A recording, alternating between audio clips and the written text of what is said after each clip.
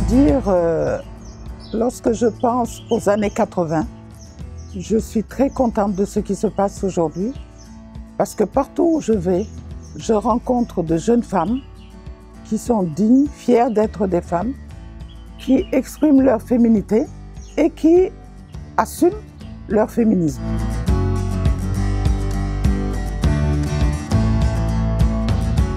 Quand vous voyez une fille dans toute sa condition de femme, une femme plutôt, qui est à terme, qui malgré tout va passer son baccalauréat, qui sort de l'épreuve pour aller vite accoucher et revenir le lendemain, pour moi, c'est l'image la plus forte qu'on n'ait jamais eue, pas depuis longtemps, de la résilience des femmes. La capacité qu'une femme a à la fois de tenir son rôle de femme, parce qu'elle a montré qu'elle pouvait être une mère de famille, mais elle a montré la force, le courage qu'elle a eu. Et pour moi, ça, c'est la victoire du mouvement féministe depuis des années.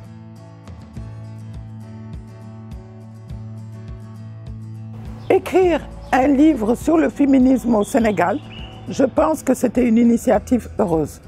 Parce que, qu'on le veuille ou non, il y a 40 ans, les gens n'avaient pas les moyens de se permettre ni le temps de faire des livres parce que les gens étaient impliqués et à la fois dans la vie active et dans la vie militante parce que c'était du militantisme.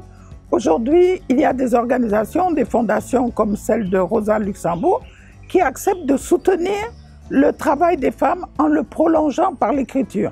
Et je pense que c'est important parce qu'il y a beaucoup de discours en ce moment, anti-femmes, anti-féministes surtout.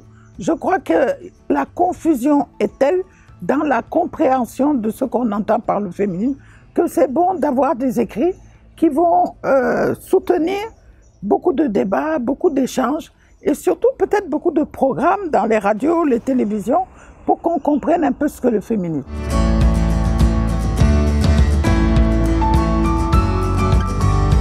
On voit aujourd'hui dans les villages, dans les communes, dans les villes de l'intérieur, des filles qui se battent pour être les premières dans leur classe, dans des matières scientifiques, montrent qu'on a commencé à comprendre. Et cette révolution culturelle va être l'élément majeur. Rien ne pourra l'arrêter, parce que c'est une vague, une lame de fond.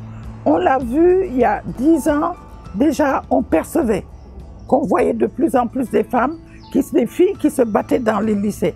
Maintenant, ça va être évident.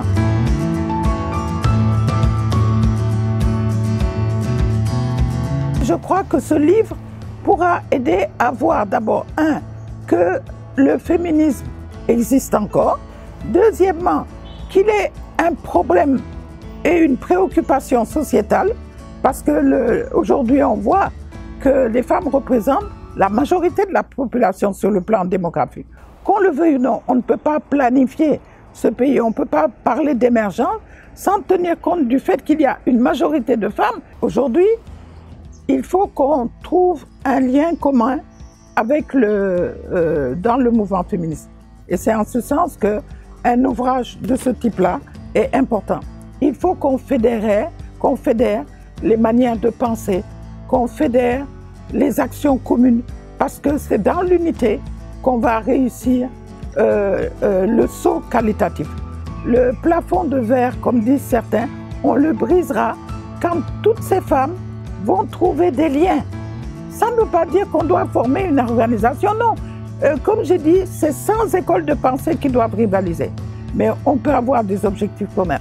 On va aussi dire, on va se battre pour le changement de mentalité, comme on disait à l'époque avec Yehui Yehui.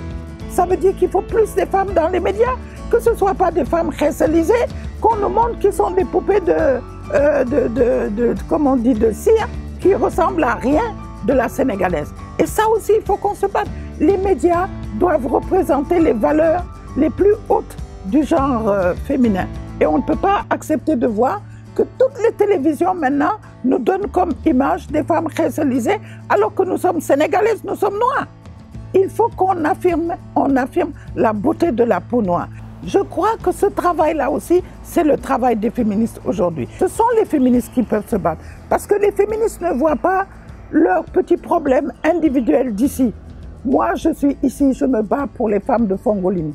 Parce que je sais que si les femmes de Fongolimi ne sont pas libérées, je ne serai jamais libérée. Je peux rester dans mon coin, dans ma belle maison, tranquille, mais à quoi je vais servir? Je veux que cette société change. Je veux que cette société soit transformée radicalement, profondément. Parce que c'est lorsque les femmes, les 51, quelque chose % de femmes que nous sommes aujourd'hui, on sera debout que le Sénégal va décoller. Il ne décollera pas tant qu'il n'y aura pas la participation des femmes pleine et entière. Et ça, c'est le message fort du féminisme tel que je le conçois et tel qu'on en parle dans ce livre-là.